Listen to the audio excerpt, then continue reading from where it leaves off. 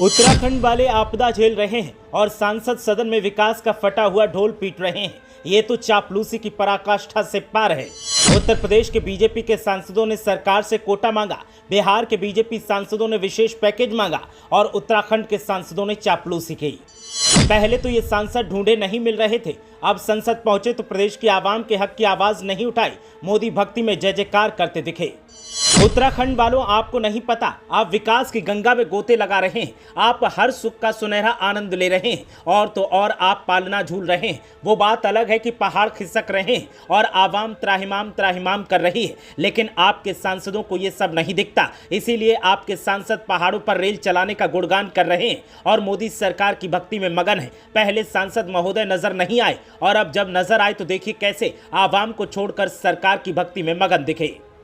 महोदय, कई ऐसे क्षेत्र हैं देश के अंदर जहां केवल रेलगाड़ी किस्से, कहानियों और किंवदंतियों और सपनों में हुआ करती थी। इन 10 वर्षों में रेल ऐसे स्थानों तक पहुंच पाई है। मान्यवर, मैं उत्तराखंड से आता हूं और उत्तराखंड के गढ़वाल लोकसभा से आता हूं, जहां की पहाड़ी क्षेत्र है, बहुत ही दुर्गम क्षेत्र है और वहां तो कभी किसी ने कल्पना नहीं की थी कि रेलगाड़ी भी जा सकती है। महोदय, मैं आपको विश्वास के साथ कह सकता हूं कि आज भी बड़ी संख्या में ऐसे लोग पहाड़ों पे मिल जाएंगे जो कि जिन्होंने कभी रेल की पटरी नहीं देखी होगी। हम सब लोगों ने जाके माननीय प्रधानमंत्री जी से मांग की कि उत्तराखंड में कर्णप्रयाग तक रेल जानी चाहिए। उन्होंने हमारी बात को एकदम स्वीकार किया और 100 साल का इंतजार, महोदय 100 साल का इंतजार केवल 2 साल में पूरा हो गया। ये हैं अनिल बलूनी, जो बीजेपी उत्तराखंड से आने वाले सांसद हैं और इनको लगता है कि प्रदेश में सब चंगा है, इसीलिए कुर्सी और कद बढ़ाने के लिए मोदी जी की भक्ति कर ली जाए। सिर्फ अनिल बलूनी ही नहीं बल्कि अजय भट्ट साहब भी इसी कतार में लगे थे। इन लोगों ने आपदा से प्रभावित लोगों के लिए कोई विशेष पैकेज तो नहीं मांगा और ना ही पीएम मोदी के सामने जमकर कोई मांग उठाई, लेकिन पीएम साहब की जमकर भक्ति जरूर की।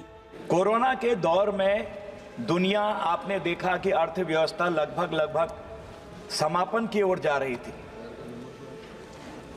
और कुछ देशों में तो हाथ जोड़ दिए, कुछ देशों में कुछ हमारे मित्र हैं, कुछ हमसे विभिन्न मतभेद रखने वाले लोग हैं कि हम कुछ दे ही नहीं पाएंगे। ऐसी स्थिति में, ऐसी स्टेज में देश को निकाल के बाहर लाए मान्यवर देश के माननीय प्रधानमंत्री जी।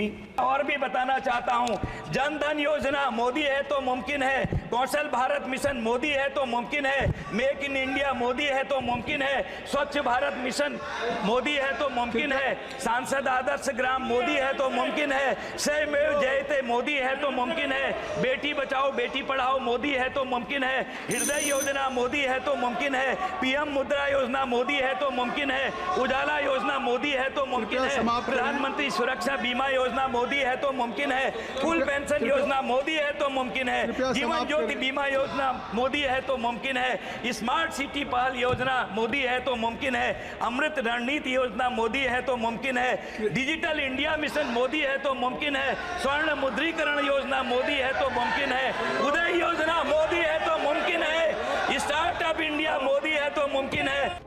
उत्तराखंड में हर रोज पहाड़ दरकने की खबरें सामने आ रही हैं। लोग विस्थापन की मार झेल रहे हैं, नदियों का कटान जारी है और आवाम परेशान हाल में है। लेकिन सांसद दिल्ली में जिस उम्मीद के साथ आवाम ने भेजे थे, उनसे परे जय जय मोदी हर हर मोदी कर रहे हैं। इसे तो चापलूसी आम भाषा में कहा जाता है और नई भाषा में इसे भक्ति कहा जाता है। तो उत्तराखंड के लोगों, अब आगे से वोट करने से पहले 100 बार सोच लेना और ऐसे नेता को सांसद चुनना जो सिर्फ आपके हक की बात करे। ब्यूरो रिपोर्ट, देवभूमि अपडेट।